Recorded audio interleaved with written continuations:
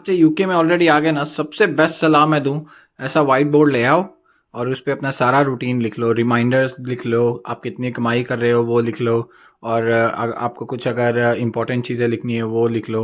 तो मतलब इस तरीके से आपका रूटीन बना रहेगा। बहुत बहुत ज़रूरी है, व्हाइट बोर्ड बहुत काम की चीज़ है, ये आप ले आओ, बेस्ट हो जाएगा अपने लिए। अगर आप यूके में रह रहे हो तो प्लानिंग बहुत जरूरी है। अपना एवरीडे प्लान करके चलिए, अपने काम को प्लान करके चलिए, अपनी स्टडीज को प्लान करके चलिए।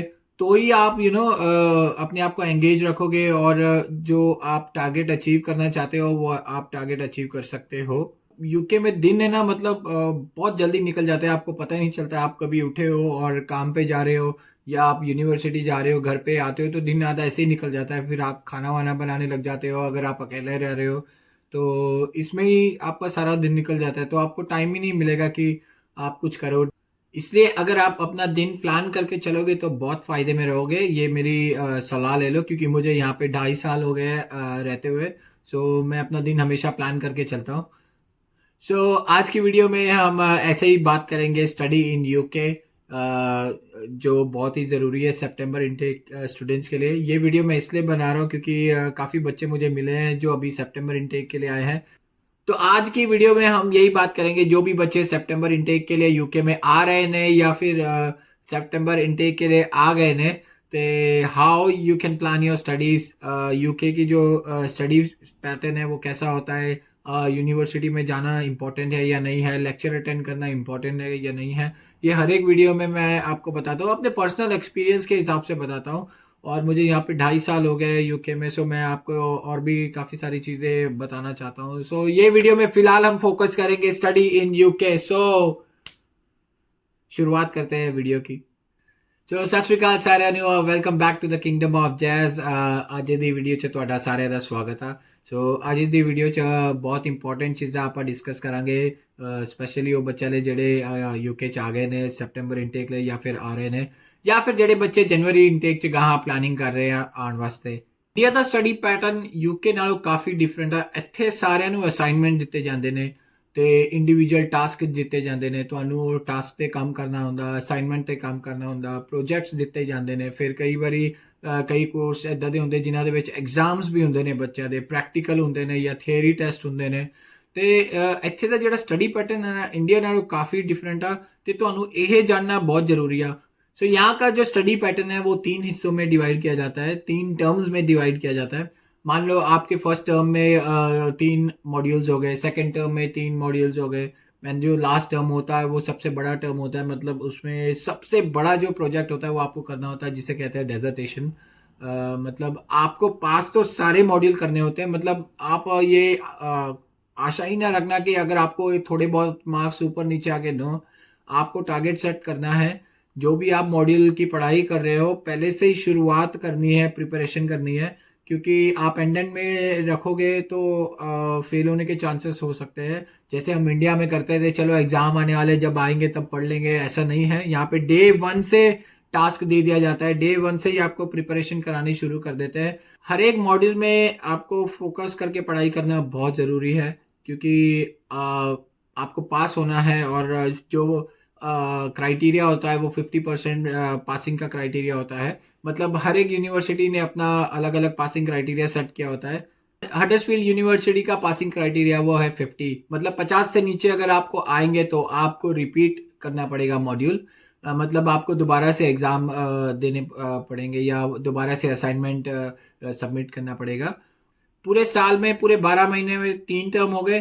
3 टर्म में आपके कोर्स के ऊपर डिपेंड करता है, या फर्स्ट टर्म में आपके 4 मॉड्यूल है या 3 मॉड्यूल है या 2 मॉड्यूल है, या सेकंड टर्म में आपके 4 है या 3 है या 2 है, एंड लास्ट मॉड्यूल में तो चलो डेजर्टेशन ही होता है। अगर आप जनवरी इनटेक के लिए आते हो तो जनवरी से लेके सितंबर तक की आपकी जो मेजर स्टडी होती है वो आपको करनी होती है। मतलब जैसे 2 टर्म जो होते हैं वो जैन से लेके सितंबर के बीच बीच में ही होते हैं। जो लास्ट टर्म होता है वो होता है डेजर्टेशन का।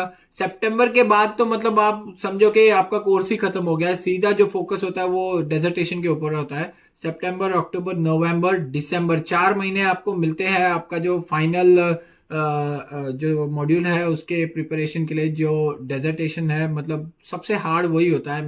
मेरा मानना यह है, क्योंकि डेजर्टेशन में अराउंड 15,000 से लेकर 18,000 वर्ड्स का जो असाइनमेंट होता है वो आपको सबमिट करना होता है, जिसमें मतलब फेल होने की तो कोई गुंजाइश ही नहीं है।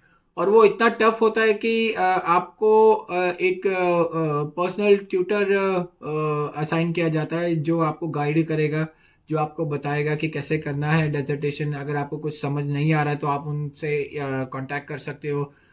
ये बहुत बहुत ज़्यादा ज़रूरी है।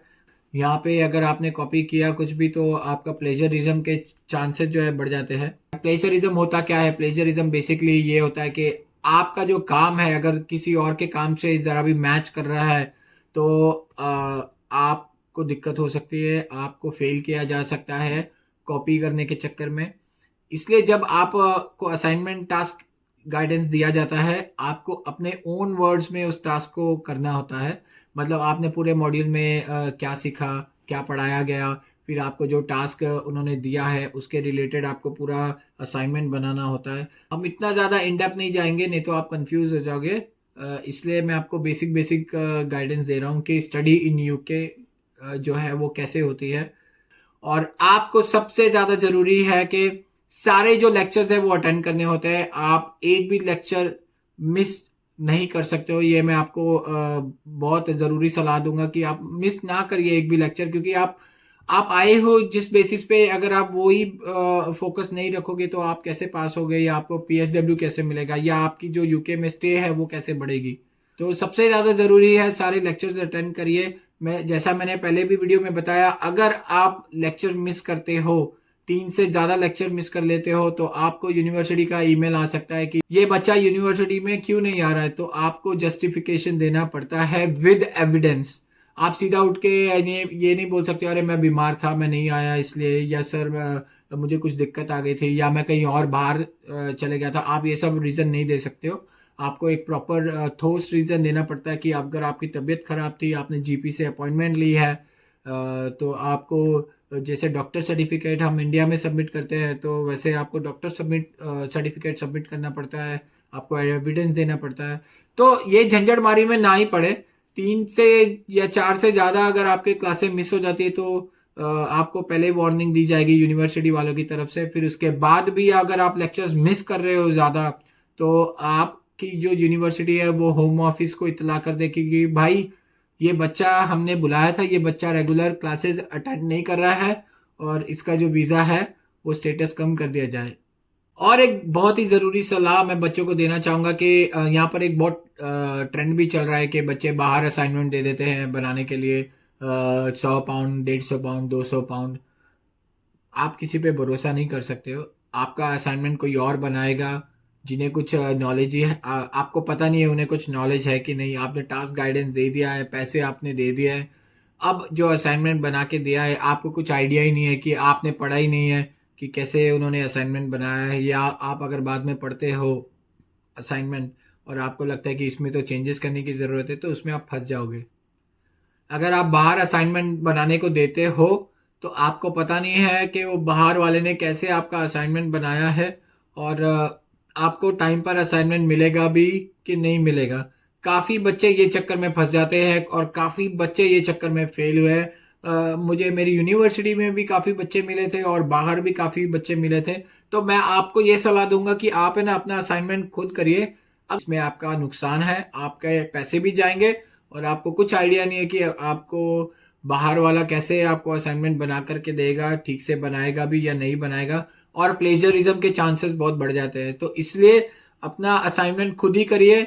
अगर आपको कुछ नहीं समझ में आता है, भाई दुनिया भर के पैसे भरे हैं अगर आपने यूनिवर्सिटी वालों को, तो उनसे गाइडेंस लीजिए ना। मतलब अपने आप से असाइनमेंट बनाने से अच्छा आप यूनिवर्सिटी वालों से गाइडेंस ले लीजिए। आपको इतनी यूनिवर्सिटी वालों ने सहूलियत दी होती है कि आप पर्सनली अपॉइंटमेंट ले करके अपना असाइनमेंट शो कर सकते हो और उसके ऊपर टिप्पणियां ले सकते हो। तो ये बहुत आसान हो जाता है आप लोगों के लिए असाइनमेंट बनाना, ये बहुत ज़रूरी चीज़ है। और सबसे ज़्यादा ज़रूरी बात ये भी है कि आपको टाइम पर असाइनमेंट सबमिट करना होता है। आपको एक्सटेंशन भी हालांकि मिल जाती है अगर आप कुछ ठोस रीज़न दो। अगर आप बीमार हो, आप टाइम पर असाइनमेंट नहीं सबमिट कर पा रहे हो, तो आप 2 दिन पहले ही या उसी दिन जो ट्यूटर है उन्हें ईमेल कर दीजिए ताबड़तोड़ कि भाई मैं ठीक नहीं हूँ, मेरी तबीयत बहुत ख़राब है, मैंने जीपी से अपॉइंटमेंट ली है। जैसा मैंने बताया, आपको एविडेंस देना पड़ता है एक्सटेंशन के लिए भी। तो आपको ये भी बेनिफिट होता है, मतलब अगर आप असाइनमेंट आपको लगता है कि टाइम पर नहीं सबमिट करते हो, तो फटक से एक्सटेंशन के लिए डाल दीजिए। ये आपके लिए एक एड ऑन बेनिफिट हो जाता है। So for whatever reason, if you can't submit the assignment on time, you can apply for an extension. That is very important. Rather than getting stressed out, and if you know that you can't submit your assignment on time, so it is better you put extension and get that add-on advantage.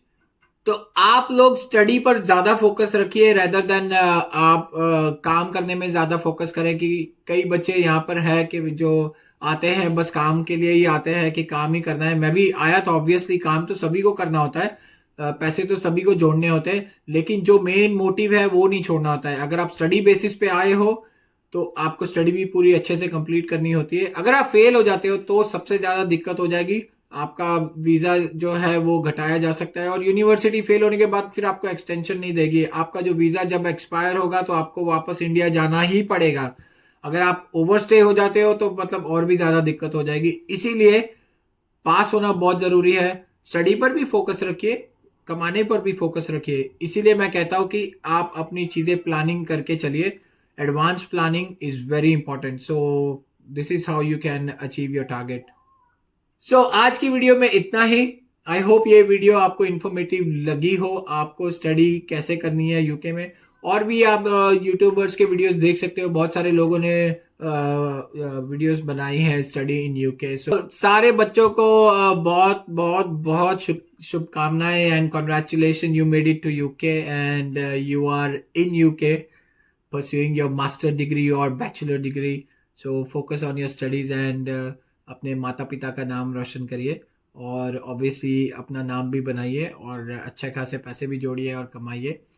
सो या अब मैं video end करता हूँ। Thank you so much for watching my blog and look after yourself, look after your parents and take care, stay safe, stay healthy. See you in my next blog.